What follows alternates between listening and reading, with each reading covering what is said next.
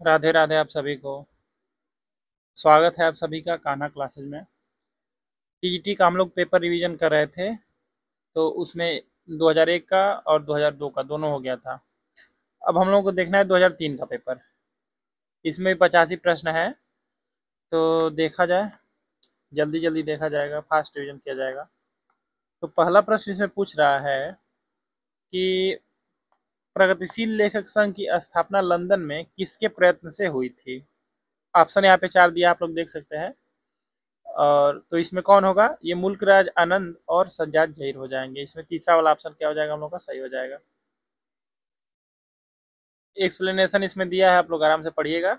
1935 के आसपास ये सब जो भी इसमें दिया है। फिर देखिए दूसरा नंबर प्रश्न है कि पंडित चंद्रधर शर्मा गुलेरी ने किसको पुरानी हिंदी का प्रथम कवि स्वीकार किया है। तो ये किसको स्वीकार किए हैं पुरानी हिंदी का प्रथम कवि। ये राजा मुंज को, यहाँ पे म है, राजा मुंज को स्वीकार किए हैं। तो तीसरा ऑप्शन हम लोग का क्या हो जाएगा, ये तो खत्म हो जा रहा है जी, इसको हटा दिया जाए। हम्म ऐसे ठीक रहेगा। तो राजा मुंज को, ये मुंज रहेगा। फिर देखिए तीसरा नंबर हम लोग का प्रश्न क्या है कि तीसरा नंबर प्रश्न हम लोग का है कि नवीन रिपोर्टाज की परंपरा किस रचना से आरंभ होती है। लक्ष्मीपुरा, तूफानों के बीच, बंगाल का अकाल, स्वराज भवन। तो ये लक्ष्मीपुरा से स्टार्ट होती है, सबको पता है। 1938 में लक्ष्मीपुरा किस में छपा था, रूपाब में। अब देखिए चौथा नंबर प्रश्न हम लोग का क्या है कि जूठन किस रचनाकार की आत्मकथा है। तो ये दलित आत्मकथा है जूठन। पूछ रहा है किसकी है, तो ये है ओम प्रकाश वाल्मीकि की। जूठन ओम प्रकाश वाल्मीकि की दलित आत्मकथा है। फिर अगला प्रश्न हम लोग देखेंगे, पांचवा नंबर क्या है कि किस रासो ग्रंथ को आल्हा खंड के नाम से जाना जाता है। तो यहाँ पे ऑप्शन सब है, तो इसमें कौन हो जाएगा, जगनिक का परमाल रासो। इसको क्या कहा जाता है, इसको आला खंड भी कहा जाता है। इसके बाद है हम लोग का छठवां नंबर प्रश्न। छठवां नंबर में क्या पूछ रहा है कि कबीर दास दिल्ली सल्तनत के शासकों में किसके समकालीन थे। कबीर दास किसके समय में थे, वर्तमान थे, वही पूछ रहा है। तो ऑप्शन दिया है इल्तुतमिश, बहलोल लोदी, अलाउद्दीन खिलजी। ये सिकंदर लोदी जो था, यही ना इनको जंजीर में बांध के गंगा जी में डुबाया था शेख तकी के कहने पर। तो ये याद रखना है कि सिकंदर लोदी के ये समकालीन थे। समकालीन मतलब उसी उसी के समय में थे, जब वो वर्तमान था तो ये भी थे। फिर सात नंबर प्रश्न हम लोग का है कि हरडेवाड़ी एवं अंगवधु किसकी वाड़ी के संकलन है। तो ये दादू दयाल की वाड़ी के संकलन है। पूछ रहा है कि किसकी वाड़ी के संकलन है, तो दादू दयाल। अब देखिए हम लोग का अगला प्रश्न है 8 नंबर। जिंदगीनामा किसकी रचना है। इसमें साहित्य अकादमी पुरस्कार भी मिला हुआ है जिंदगीनामा पे। तो ये रचना किसकी है, ये रचना है कृष्णा सोबती की। इनको ज्ञानपीठ भी मिला है। ठीक है, 2017 का। हाँ। और इसमें सूरजमुखी, अंधेरे के, जिंदा रूख, ये सब इनका उपन्यास है। दिलो दानिश है, डार से बिछुड़ी है, मित्र मरजानी है। समय सरगम पे इनको व्यास मिला है, ये भी ध्यान रखिएगा। फिर देखिए 9 नंबर प्रश्न है, मीराबाई का मलाल किसकी कृति है। तो ये मीराबाई की रचना है। मीराबाई का मलाल किसकी रचना है, मीराबाई की रचना है। फिर अब है 10 नंबर। हम लोग जल्दी जल्दी देख रहे हैं, अगर आप लोगों को स्लो वाला देखना है एकदम, तो उसके लिए भी एक प्लेलिस्ट है, उसमें एकदम धीरे धीरे बताया गया है एक्सप्लेन कर करके। तो इसमें हम लोग जल्दी जल्दी देखेंगे।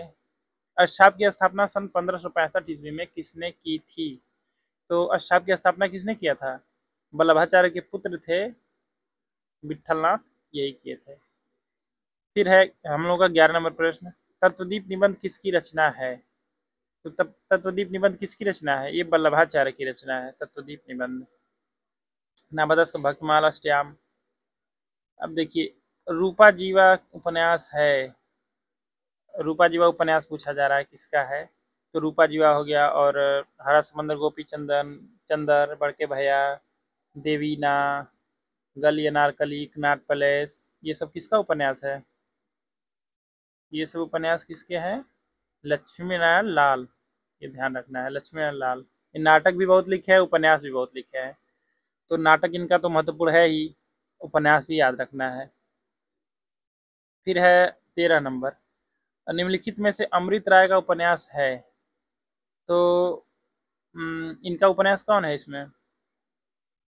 ये बीज जो है इन्हीं का उपन्यास है, बीज। फिर देखिए 14 नंबर प्रश्न क्या है, मनीषी की लोक यात्रा किसकी जीवनी है? ये पूछ रहा है कि इसमें किसकी जीवनी है, कौन लिखा है ये नहीं पूछ रहा है। भगवती प्रसाद सिंह लिखे हैं ये तो ठीक है, लेकिन किसकी जीवनी है इसमें? इसमें कविनाथ गोपीराज की जीवनी है, ध्यान रखना है। जीवनी से प्रश्न पूछता है तो ये दो प्रश्न बनते हैं कि कौन लिखा है और उसमें किसकी जीवनी है। तो कविनाथ गोपीराज की। प्रेमचंद की भी जीवनी 3 लोग लिखे हैं, एक मदन गोपाल, अमृत राय और शिवरानी देवी। निराला की साहित्य साधना रामविलास शर्मा लिखे हैं। शरद चंद्र की जीवनी आवारा मसीहा से विष्णु प्रभाकर लिखे हैं नाम से। फिर देखिए 15 नंबर, लोहे की दीवार के दोनों ओर किसकी कृति है? तो ये यशपाल की रचना है, लोहे की दीवार के दोनों ओर। फिर 16 नंबर प्रश्न हम लोगों का है कि आलोचना को भाषाई रीतिबद्धता से उन्होंने वैसे ही मुक्त किया है जैसे निराला ने कविता को छंदों के बंधन से। उपरोक्त कथन किसके संबंध में है? तो ये डॉक्टर रामविलास शर्मा के संबंध में है कथन। किसके संबंध में है? डॉक्टर रामविलास शर्मा। अब देखिए 17 नंबर प्रश्न है हम लोग का कि जंगल के जीव कृति के लेखक कौन है? तो शिकार साहित्य कौन लिखे हैं?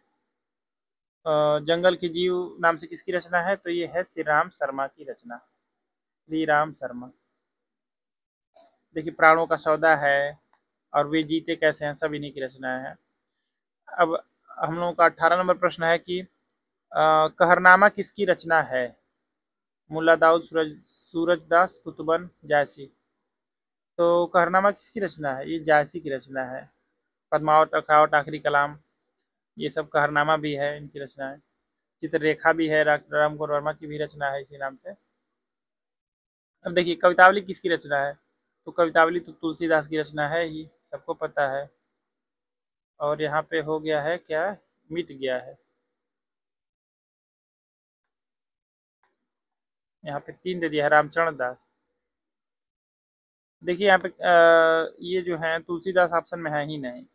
कवितावली किसकी रचना है? यहाँ पे रामचरण दास दिया है, लाल दास दिया है और रामप्रिया शरण मधुसूदन दास। तो रामचरण दास का है, ध्यान रखिएगा। कवितावली नाम से रचना किसकी है, इसका एक्सप्लेनेशन थोड़ा देख लिया जाए।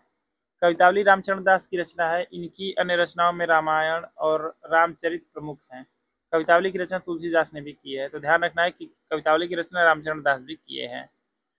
अब है 20 नंबर प्रश्न, पद्यात्मक भावभूमि पर श्यामा स्वप्न नामक उपन्यास की सर्जना किसने की? तो श्यामा स्वप्न उपन्यास किसका है? ये तो ज्यादा कुछ रख ले रहा है, इसको हल्का करना पड़ेगा। श्यामा स्वप्न उपन्यास पूछ रहा है कि किसका है? तो ये ठाकुर जगमोहन सिंह का उपन्यास है। अब ठीक है ना, ठाकुर जगमोहन सिंह। अब देखिए अगला प्रश्न हम लोग का है 21 नंबर। यहाँ पे क्या पूछ रहा है कि आनंद कादम्बिनी ये पत्रिका है का प्रकाशन कहाँ से होता था? तो इसके संपादक कौन थे? प्रेमघन जी थे। और करते थे इसको, इसका संपादन कहाँ से? मिर्जापुर से, मिर्जापुर, ध्यान रखना है। भारतेंदु की जो पत्रिकाएं हैं उनका समय और कहाँ से प्रकाशित होती थी और कौन प्रकाशन करता था, उनका संपादन करता था, ये ध्यान रखना है। अब देखिए यहाँ पे है अरस्तु का काव्य शास्त्र किसकी रचना है? ये यहाँ पे अरस्तु है, अरस्तु का काव्य शास्त्र। पाश्चात्य काव्य शास्त्र हम लोग पढ़ते हैं तो उसमें अरस्तु है ना, प्लेटो के बाद अरस्तु है, फिर लोंजाइनस है, ऐसे है। प्लेटो, अरस्तु जो थे कौन थे? प्लेटो के शिष्य थे। तो यहाँ पे ये पूछ रहा है कि अरस्तु का काव्यशास्त्र किसकी रचना है, ये पूछ रहा है। तो ये किसकी रचना है? डॉक्टर नागेंद्र, बाबू गुलाब राय, डॉक्टर नामवर सिंह, रामचंद्र शुक्ल। तो ये डॉक्टर नागेंद्र की रचना है, देख लिया जाए। हाँ, डॉक्टर नागेंद्र की रचना है, इसको ध्यान रखना है, डॉक्टर नागेंद्र। अब देखिए सन्यासी किसकी कृति है? सन्यासी किसकी रचना है? ये इलाचंद जोशी का उपन्यास है। इलाचंद जोशी का क्या है? उपन्यास। तो चौथा सही हो जाएगा। सन्यासी इलाचंद जोशी की कृत उपन्यास है। इनके अन्य प्रमुख उपन्यास है जहाज का पंछी, निर्वासित, ऋतु चक्र, मुक्ति पथ, भूत का भविष्य। ठीक ना।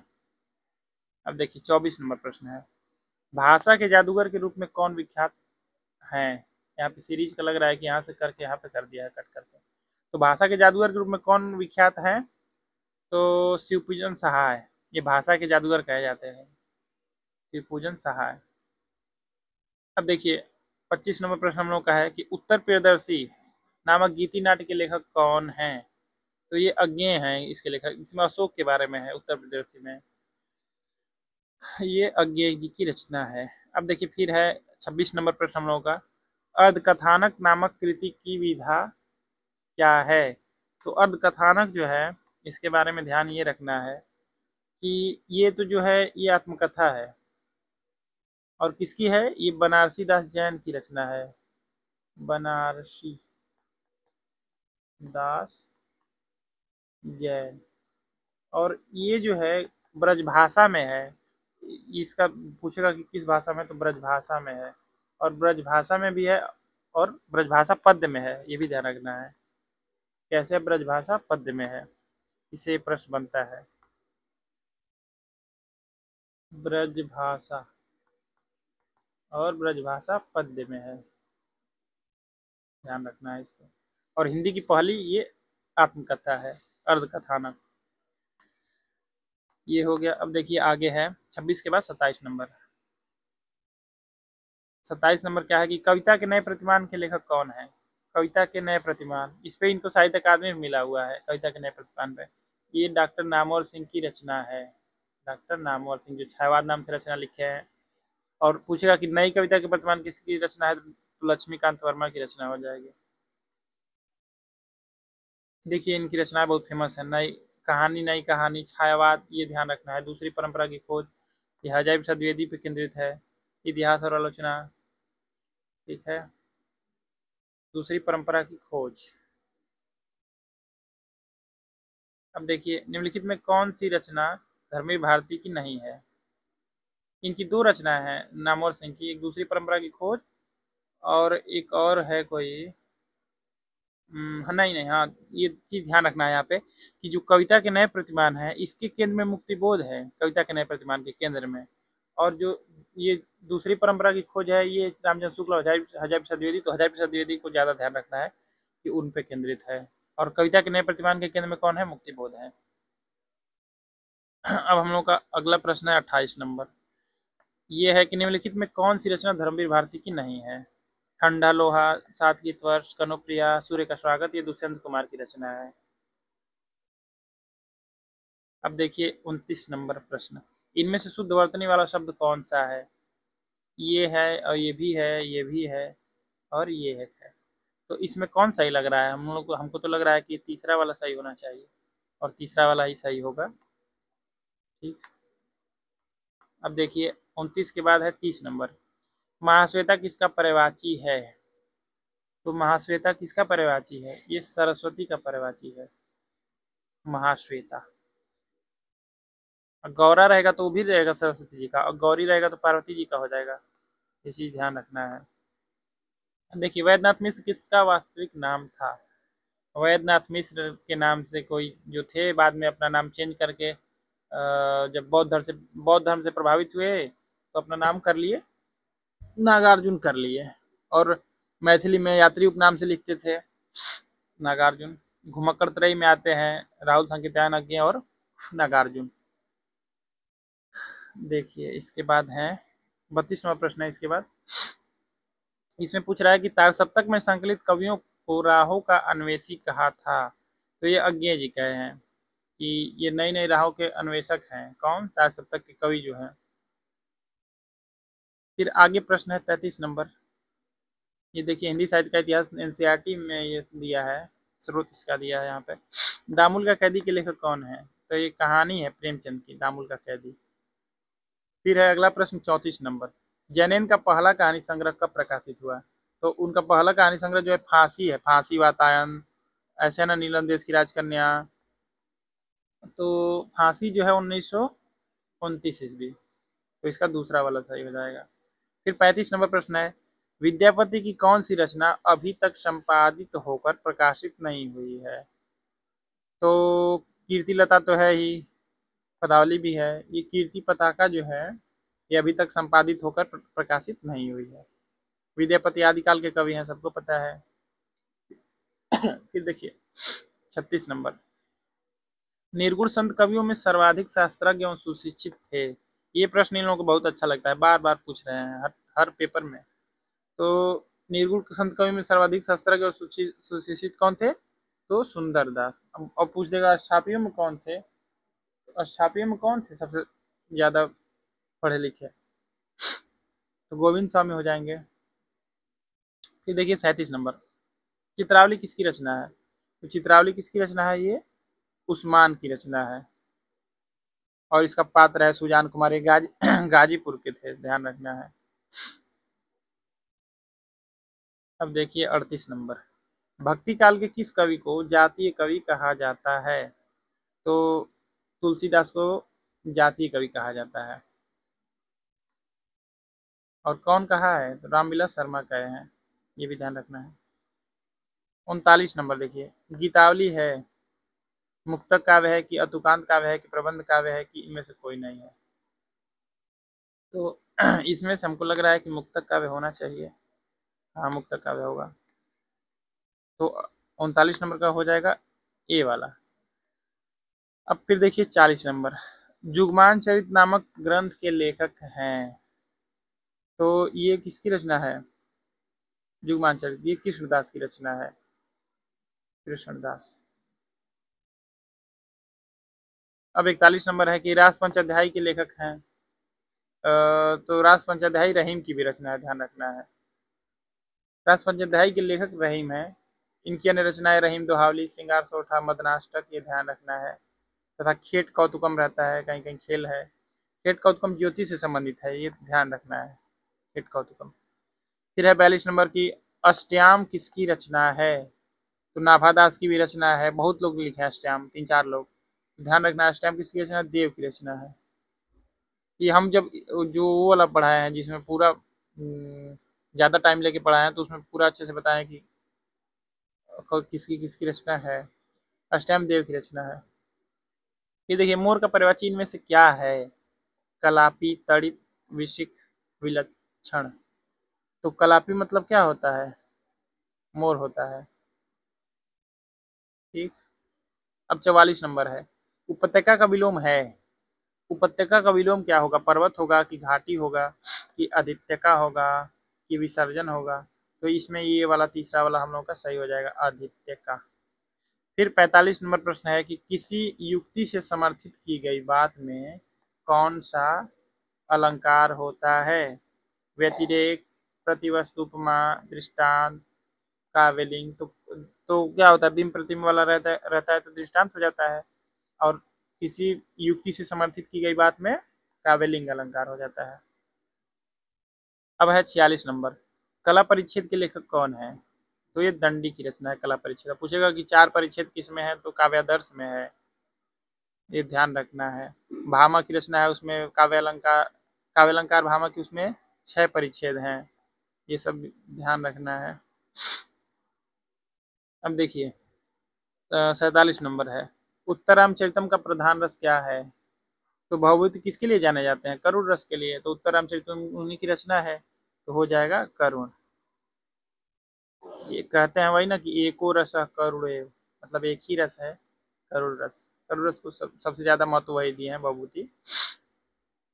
और हिंदी में भवभूति किसे कहा जाता है? हिंदी साहित्य का या अभ्रंश का भवभूति? हाँ, अभ्रंश का भवभूति किसे कहा जाता है? तो पुष्पदंत को कहा जाता है।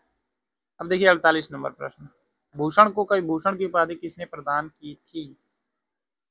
तो रुद्र शाह सोलंकी जो थे, वही भूषण को भूषण की उपाधि प्रदान किए थे। इनका नाम जो है, मूल नाम कोई घनश्याम, कोई पतिराम, ऐसे सब बताते हैं।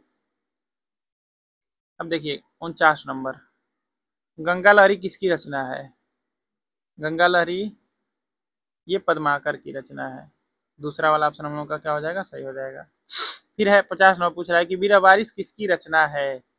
वीरह वारिस, वीरह में रह रहे थे लग रहा है, इसीलिए वीरा वारिस लिख दिया है। तो ये बोधा की रचना है। ठीक है, वीरा वारिस बोधा। इस इनकी एक रचना इसका नामा भी है, ध्यान रखना है। इसकलता रहेगा तो घनानंद का हो जाएगा। 51 नंबर देखिए, आलोचना नामक प्रसिद्ध समीक्षा पत्रिका के संपादक कौन थे? तो डॉक्टर नामवर सिंह। आलोचना नामक प्रसिद्ध समीक्षा पत्रिका डॉक्टर नामवर सिंह के संपादन में प्रकाशित होती थी। इसके प्रथम संपादक श्री शिवदान सिंह चौहान थे, ये भी ध्यान रखना है। अब है 52 नंबर प्रश्न। मगध पुस्तक के लेखक कौन है? इस पे इनको साहित्य अकादमी भी मिल चुका है मगध पे। तो ये श्रीकांत वर्मा की रचना है। इनको ब्रेन ट्यूमर का कहानीकार भी कहा जाता है। मगध पुस्तक के लेखक कौन है? श्रीकांत वर्मा। अब देखिए 53 नंबर पूछ रहा है कि किसकी कविताएं स्वाधीन भारत का इस्पाती दस्तावेज हैं? तो ये मुक्तिबोध की जो कविताएं हैं, अंधेरे में तो बहुत फेमस है, तो ये स्वाधीन भारत का इस्पाती दस्तावेज है। इनकी रचनाएं देखिए, ध्यान रखना है। कमायनी एक पुनर्विचार नाम से रचना लिखी है। चांद का मुंह टेढ़ा है, भूरी भूरी खाक धूल, विपात्र, सतह से उठता आदमी, ये सब इनकी रचनाएं हैं। फिर 54 नंबर प्रश्न क्या है हम लोगों का कि पृथ्वी कल्प किसकी रचना है? तो पृथ्वी कल्प किसकी रचना है? मंजीर, नास और निर्माण, धूप के धान, ये सब गिरिजा कुमार माथुर की रचनाएं हैं। देखिए नास और निर्माण, धूप के धान, साक्षी रहे वर्तमान, भीतरी नदी की यात्रा, शिला पंख चमकीले, छाया मत छूना, ये इनकी बहुत अच्छी कविता है। छाया मत छूना मन होगा दुख दूना, ये इनकी बहुत अच्छी कविता है। अब फिर है मंजीर और कल्पांतर, ये भी ध्यान रखना है। फिर है 55 नंबर, मनमाना में कौन सा समास है? ये है विवादित प्रश्न। इसमें अव्ययी भाव माना है, यहाँ पे मन से माना, लेकिन कहीं कहीं तत्पुरुष होता है। अब मनमाना का मतलब दो होता है। देखिए एक हो जाएगा मन के अनुसार, तो उसमें तो अव्ययी भाव हो जाएगा ये वाला, लेकिन मन से माना रहेगा तो तत्पुरुष समास हो जाएगा। ठीक है, तो इसमें अव्ययी भाव माना है। देखिए अब इसमें दो, अब कैसे पता चलेगा कौन वाला होगा? मन से माना है कि मन के अनुसार है, तो ज्यादातर इसमें तत्पुरुष ध्यान रखना है कि तत्पुरुष होगा मनमाना में। अब देखिए 56 नंबर, कतरब्योत में कौन सा समास है? तो कतरब्योत में कौन सा समास हो जाएगा? द्वंद्व हो जाएगा क्या? हाँ द्वंद्व। कतरब्योत में कौन सा समास होगा? द्वंद्व समास। फिर अगला प्रश्न हम लोगों का है 57 नंबर, निम्नलिखित में घोड़ा का परिवाची शब्द नहीं है। तुरंगबाजी है अश्व घोड़ा, तो अश्व भी है, घोटक भी है और सैंधव भी है, लेकिन यातुधान जो होता है ये राक्षस का होता है। यातुधान और हुतासन अग्नि का होता है, दोनों में बहुत कंफ्यूजन होता है। यातुधान मतलब राक्षस और हुतासन मतलब कि अग्नि। फिर है 58 नंबर, पाश्चात्य का विलुमार्थक शब्द है। तो पूर्वी है, पूर्वी, नवीन, पौर्वत्य जो ये पर्वत लिखा है पाश्चात्य का, ये वाला सही हो जाएगा, ये वाला ऑप्शन हम लोगों का। फिर है देवताओं का उपवन, इसके लिए एक शब्द पूछ रहा है कि क्या होगा? तो नंदन कानन, स्वर्ग, अशोक वाटिका, कोई नहीं, तो नंदन कानन हो जाएगा। देवताओं का उपवन नंदन कानन। फिर है 60 नंबर प्रश्न हम लोगों का कि अपने मरे बिना स्वर्ग नहीं दिखता का अर्थ होगा। इसका सिंपल अर्थ है स्वयं प्रयत्न करने पर ही काम बनता है, विपत्ति में पड़े बिना अच्छा फल नहीं मिलता, प्रयत्न किए बिना वास्तविकता सामने नहीं आती, स्वयं ही सब कार्य करना पड़ता है। कौन होगा अपने मरे बिना स्वर्ग नहीं दिखता? तो इसमें होना चाहिए स्वयं प्रयत्न करने पर ही काम बनता है, ये वाला तो देखा जाए क्या होगा। हाँ यही होगा, स्वयं प्रयत्न करने पर ही काम बनता है। ध्यान रखना है कि अपने मरे बिना स्वर्ग नहीं दिखता। दूसरे से थोड़े नहीं पूछेंगे कि आप मरे थे तो आपको स्वर्ग दिखा कि नहीं, वो तो मर गया, काम खत्म उसका। तो अपने मरना पड़ेगा ना स्वर्ग देखने के लिए, तो सिलेक्शन लेना है तो खुद पढ़ना पड़ेगा। अब देखिए कारतूस किस भाषा का शब्द है? कारतूस किस भाषा का शब्द है? तो फ्रेंच भाषा का शब्द है। और रिपोर्टाज भी पूछता है किस भाषा का शब्द है, तो वो भी फ्रेंच भाषा का शब्द है। देखिए यहाँ पे लिखा है लैंप है और मेयर है, आल्पीन है, मादाम सूप, पिकनिक, कूपन, ये सब फ्रेंच भाषा के शब्द हैं। और बाल्टी रहेगा, गमला रहेगा, तौलिया रहेगा, और क्या रहेगा? गोदाम रहेगा, ऐसे पुर्तगाली भाषा का शब्द है। देखिए 62 नंबर, भारत में हिंदी को संविधान की किस धारा के अंतर्गत राजभाषा घोषित किया गया है? तो 343 वन वाला ध्यान रखना है, 343 वन। भारत में हिंदी को संविधान की धारा 343 अध्याय 1 भाग 17 के अनुसार राजभाषा घोषित किया जा चुका है। इसके अनुसार संघ की भाषा हिंदी और लिपि देवनागरी होगी। विकास के बारे में पूछेगा तो 351 नंबर। अब देखिए इनमें से पुल्लिंग शब्द कौन सा है। पुल्लिंग पूछ रहा है कि कौन है, तो दया दिखाई जाती है कि दया दिखाया जाता है। दया दिखाई जाती है। निर्धनता है, ये भी स्त्रीलिंग ही है। दुर्घटना घटती है, घटता नहीं है। बुढ़ापा आता है, बुढ़ापा आती नहीं है। तो इसमें कौन सा सही हो जाएगा, हम लोग का तीसरा वाला सही हो जाएगा ना। अब देखिए 64 नंबर। इनमें से शुद्ध वाक्य कौन सा है। मेरे प्राण निकल गए, मेरा प्राण निकल गया, मेरा प्राण निकल गए, मेरी प्राण निकल गई। तो मेरे प्राण निकल गए ये वाला सही होगा। ध्यान रखना है कुछ हिंदी में ऐसे शब्द हैं जो हमेशा बहुवचन में होते हैं।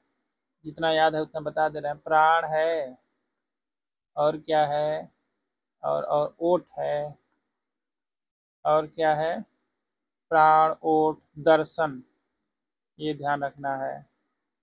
दर्शन हो गया, फिर अक्षत है। अक्षत जब बताना होता है तो याद ही नहीं आता है। प्राण, ओट, दर्शन, अक्षत और ये सब है। समाचार भी है, हमेशा बहुवचन में रहता है ना।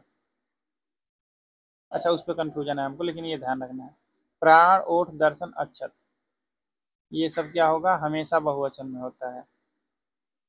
शायद समाचार जो होता है हमेशा एक वचन वाला है। ठीक है। अब देखिए 55 नंबर। यदि ई, ई, उ और री के बाद कोई भिन्न स्वर आए तो इनका परिवर्तन क्रमशः य, व और र में हो तो उसमें कौन सी संधि होगी। तो ई का य किसमें होता है, उ का व, ये यड़ स्वर संधि में होता है। और ए ओ रहता है तो गुड़ गुड़ में हो जाता है। ठीक है। वृद्धि में कैसे रहता है, ए ओ, अयादि में आय आव रहता है तो अयादि हो जाती है। अब देखिए अगला प्रश्न हम लोग का है 66 नंबर। मनोविज्ञान में कौन सी संधि है। तो मनोविज्ञान में कैसे लिखा जाएगा इसको, ऐसे होता है मन धन विज्ञान। तो इसमें कौन सी संधि हो जाएगी, मनोविज्ञान, ज्ञान, हाँ। तो इसमें ये हो जाएगा, विसर्ग संधि हो जाएगा सही हम लोगों का। फिर अब देखिए 66 के बाद 67 नंबर। हल्का हल्का इसमें मिट गया है। ये है कि पश्चिमी हिंदी, ये हिंदी है कि सर्वाधिक प्रमुख बोली इनमें से कौन है। और ये प्रश्न लगभग ज्यादा लोग गलती कर देंगे जो लोग नहीं पढ़े रहेंगे।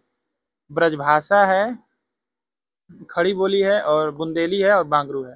तो ध्यान रखना है कि पश्चिमी हिंदी की सर्वाधिक प्रमुख बोली कौन है, ये ब्रजभाषा हो जाएगी। ब्रजभाषा, ये हम लोग का ब्रजभाषा सही हो जाएगा, ध्यान रखना है इसको। अब देखिए 68 नंबर प्रश्न है कि बाण भट्ट की आत्मकथा किसकी औपन्यासिक कृति है। बाण भट्ट की आत्मकथा पूछा था कि क्या है इसमें, विधा क्या है। तो उपन्यास है, किसका उपन्यास है, हजारी प्रसाद द्विवेदी। बाण भट्ट की आत्मकथा है, चारुचंद लेख है, पुनर्नवा है, और एक है अनामदास का पोथा है। अनामदास का पोथा को अथर्वैक आख्यान भी कहा जाता है ना। ठीक है। अब देखिए 69 नंबर। वैशाली की नगर वधु किसकी रचना है। वैशाली की नगर वधु, तो ये चतुरसेन शास्त्री की रचना है। अम्रपाली जो थी ना उसी पे है। अम्रपाली या अम्बपाली जो थी उसी पे ये कहानी है, उसी की, वैशाली की नगर वधु। अब देखिए इनकी रचना है, रक्त की प्यास है, मंदिर की नर्तकी, सोमनाथ, ध्यान रखना है।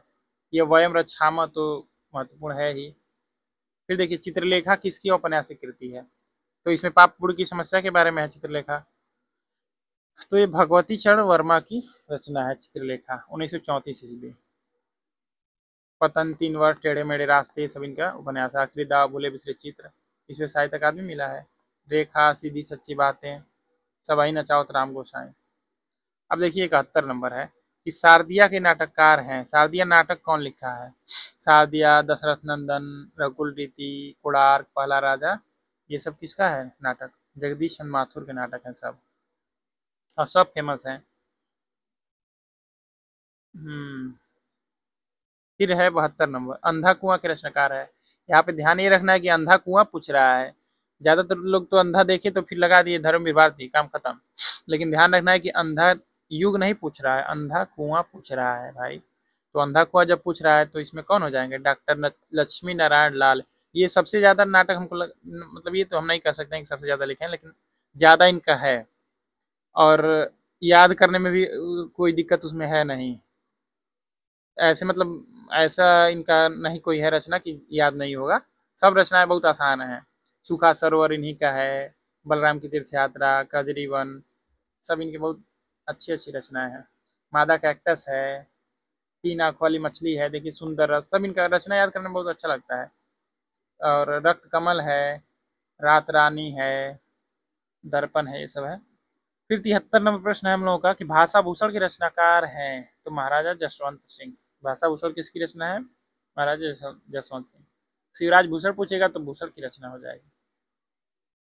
फिर है 74 नंबर, आदिकाल का वीरकाल नामकरण किसने किया है। वीरकाल विश्वनाथ प्रसाद मिश्र।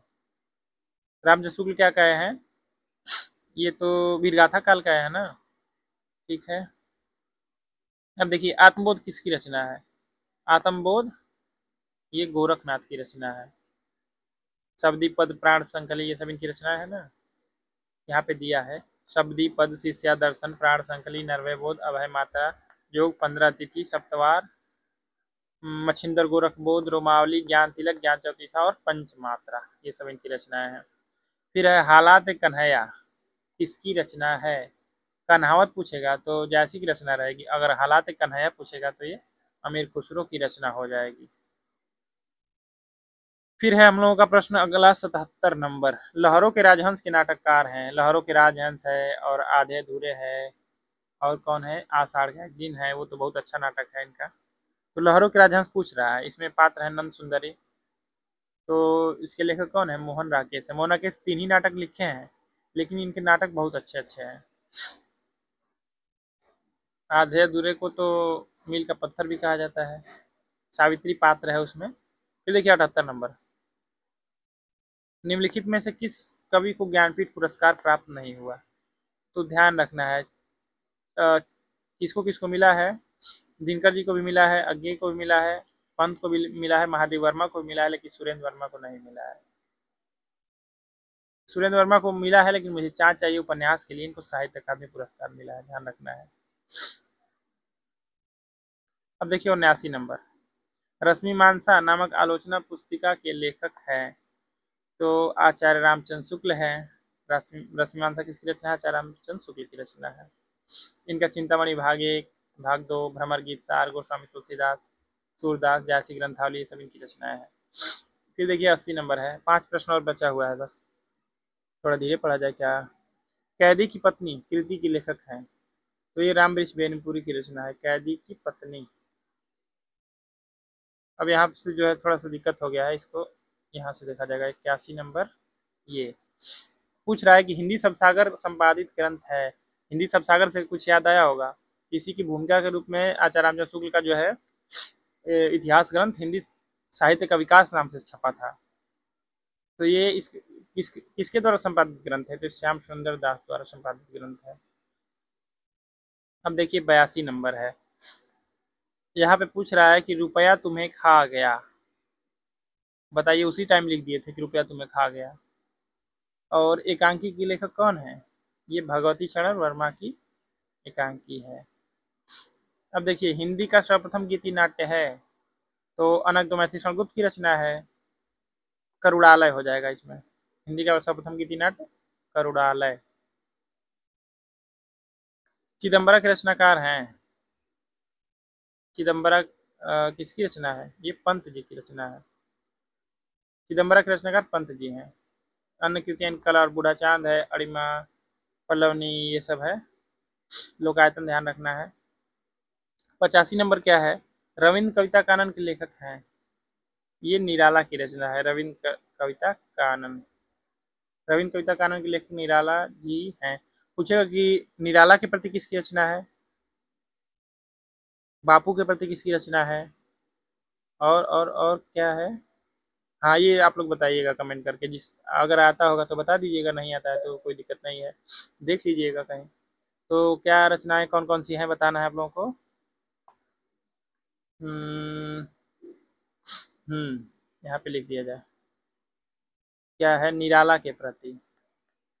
निराला के प्रति। देखिए कई रचनाएं याद आ गई।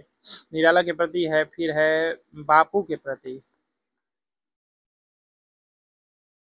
फिर एक और रचना है यमुना के प्रति। यमुना के प्रति। ये तीनों अगर आप लोग बता दे रहे हैं मतलब आप लोगों की तैयारी बहुत सही है। ठीक है। तो चलिए अब 2003 का पेपर हो गया, अब आगे मिला जाएगा फिर अगले पेपर में। धन्यवाद आप सभी।